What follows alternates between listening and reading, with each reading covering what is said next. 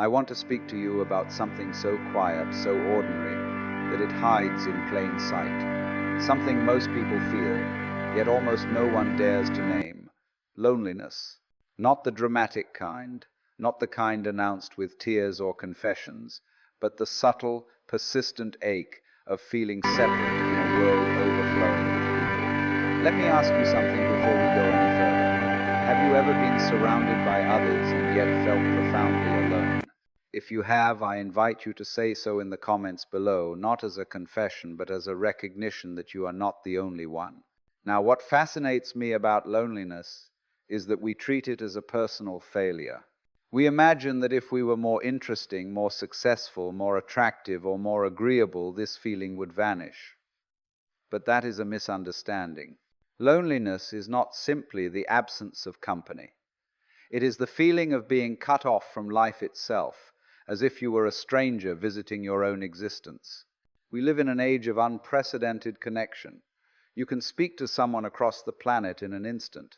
You can see faces, hear voices, exchange ideas without leaving your chair. And yet, loneliness has not diminished. In fact, it has intensified. That alone should tell us that loneliness is not solved by proximity or technology.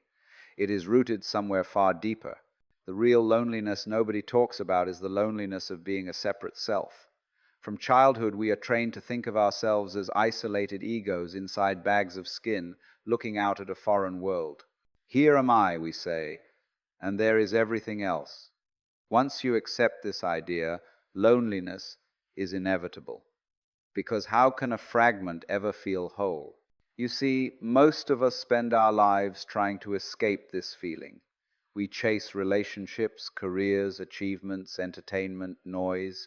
We fill every silent moment with sound, because silence threatens to expose something we would rather not face. But the more desperately we seek to escape loneliness, the more it clings to us. That is not an accident. That is the nature of resistance. Here is a simple fact. The more you try to get rid of loneliness, the stronger it becomes. Like trying to smooth water with your hand, every effort only creates more ripples. Loneliness feeds on avoidance.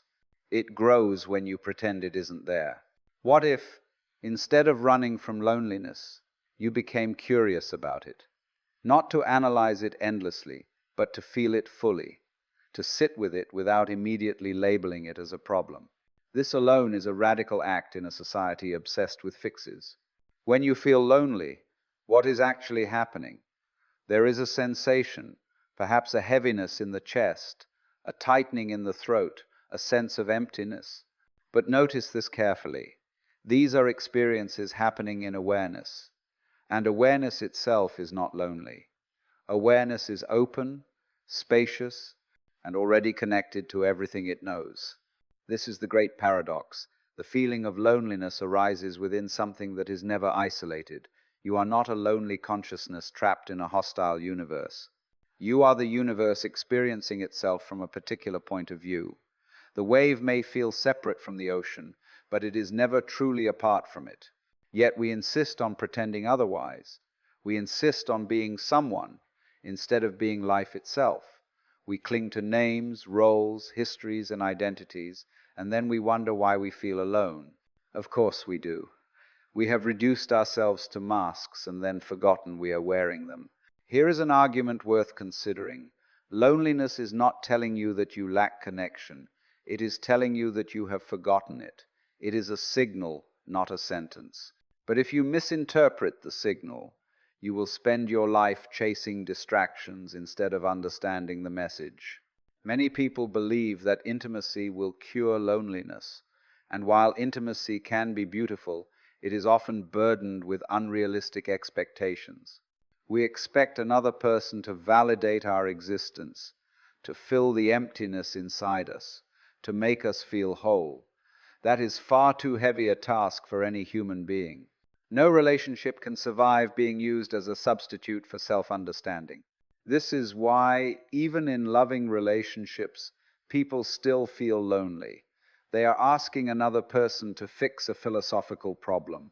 And philosophy, whether we like it or not, must be faced alone, at least at first.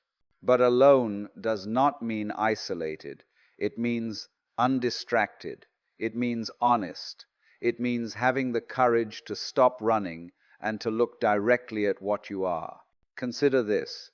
When you stop trying to be someone special, when you stop trying to stand out, when you stop trying to justify your existence, something extraordinary happens.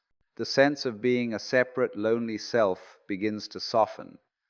Not because you gained something, but because you dropped something unnecessary. You were never meant to be a lonely fragment struggling for significance.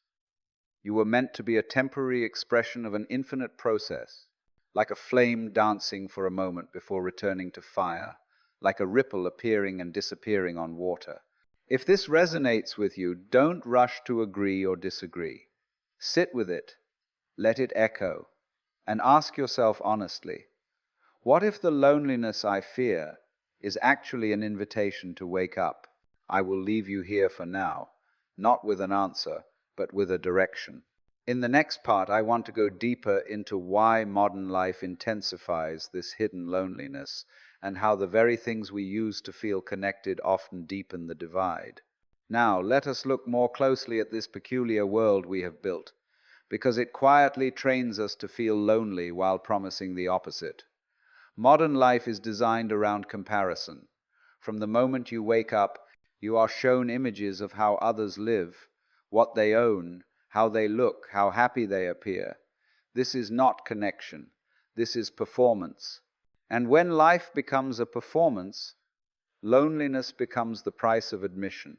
Here is a fact worth absorbing. The more you define yourself by comparison, the more isolated you feel. Comparison requires separation. It demands that you draw a line between me and them, and then measure the distance. No matter which side you think you fall on, superior or inferior, the result is the same. You feel cut off. Social media did not invent loneliness, but it refined it. It taught us to curate ourselves, to polish our personalities, to turn our lives into products. And the strange irony is this. The more carefully you present yourself, the less present you actually feel. You are busy managing an image instead of living a reality. Ask yourself this honestly. How often are you truly with someone without performing, without proving, without subtly asking to be validated? If that question stings, it is not meant to accuse you. It is meant to wake you up. Another reason loneliness deepens is our fear of silence. Silence has become almost unbearable to modern people.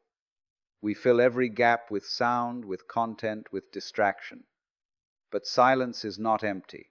Silence is full of everything you have been avoiding. And what many people avoid most is the feeling of not knowing who they are without constant stimulation. This brings us to an uncomfortable argument. Much of what we call loneliness is actually the fear of ourselves. When the noise stops, when the roles fall away, when there is no one to impress, something raw is revealed, and instead of meeting it with curiosity, we panic. But notice this carefully. The self you are afraid to meet is not an enemy. It is simply unfinished. It is unfinished because you keep interrupting it. You see, real connection does not come from filling space with words. It comes from shared presence. Two people can sit together in silence and feel profoundly connected, or they can talk endlessly and feel miles apart. The difference is not what is said. The difference is whether anyone is actually there. Loneliness persists when we confuse attention with love. Likes, messages, views, replies, these are measurements, not nourishment. They stimulate the nervous system, but they do not feed the soul. And so we become addicted to signals while starving for substance. Let me say something that may sound paradoxical, but is deeply practical. The cure for loneliness is not more interaction. It is more authenticity. And authenticity begins when you stop pretending that you are incomplete. The moment you accept yourself exactly as you are, not improved, not fixed, not optimized, you begin to feel a quiet sense of belonging, not belonging to a group, not belonging to an identity, but belonging to existence itself. This is subtle, and that is why it is often overlooked. there is also loneliness, born from resistance to impermanence. We want things to last, relationships, youth, certainty, meaning, but life is movement. When you cling to what must change, you feel abandoned by reality itself. Loneliness is often grief for what no longer exists, or fear of what will not stay. Here is a call to thought. What if loneliness is not telling you that you need more people, but that you need a different relationship with change? What if it is asking you to stop demanding permanence from a temporary world? When you truly understand impermanence, something relaxes inside you. You stop demanding that life reassure you constantly. You stop insisting that every moment justify itself. And in that relaxation, loneliness loses much of its grip. This does not mean you withdraw from others. On the contrary, it allows you to meet them without neediness. You are no longer using people to escape yourself. You are sharing yourself because you are already at home within it. Most people never experience this because they are too busy trying to become someone. But the need to become someone is precisely what creates the feeling of being no one. If this is making you uncomfortable, that is a good sign. Discomfort is often the doorway to insight. Sit with it rather than scroll past it. Let it do its work. Now let us take the final step, because everything we have spoken about so far leads here. What happens when you stop treating loneliness as an enemy and begin to listen to it instead? The moment you stop calling loneliness a mistake, it begins to change its character. It is no longer a curse to be avoided, but a message to be understood. And what it is really saying is this: you have been looking for yourself in the wrong places. Loneliness becomes unbearable only when you believe you are not supposed to feel it. When you imagine that something has gone wrong. But life was never meant to be a constant reassurance. Life includes uncertainty, silence, and moments of profound aloneness. These are not flaws in the design, they are part of the rhythm. Here is a simple but radical argument. Loneliness is the space in which self-knowledge grows. Without it, you would never stop to ask who you really are beyond roles, relationships, and achievements. Without it, you would remain permanently distracted. Think of it this way. A seed must be buried in darkness before it can grow. If it were constantly exposed to light, constantly handled, constantly disturbed, it would never take root. In the same way, certain aspects of you can only emerge in solitude, but solitude is not the same as isolation. Isolation is resistance. Solitude is openness. Isolation says, I am cut off. Solitude says, I am listening. When you allow loneliness, without immediately trying to fix it, you begin to notice something extraordinary. Beneath the discomfort is a quiet presence that does not need company to exist. A sense of being that is complete without explanation. This is not an idea. It is an experience. And once you touch that experience, even briefly, your relationship with others changes. You stop approaching people as solutions. You stop asking them to fill gaps. You meet them as fellow expressions of the same mystery, equally uncertain, equally temporary, equally alive. This is why genuine compassion arises naturally when loneliness is understood. You see that everyone you meet is carrying this feeling in some form, even if they hide it behind confidence, humor, success, or noise. And instead of feeling separate, you feel a quiet kinship. There is also a deep freedom in realizing that you do not need to be understood to exist. Most loneliness comes from the demand to be seen in a very specific way. But life does not require an audience. A tree does not feel lonely because no one is watching it grow. Ask yourself this: how much of your loneliness comes from the belief that you must constantly explain, justify, or perform your existence? And what would happen if you simply allowed yourself to be, without commentary?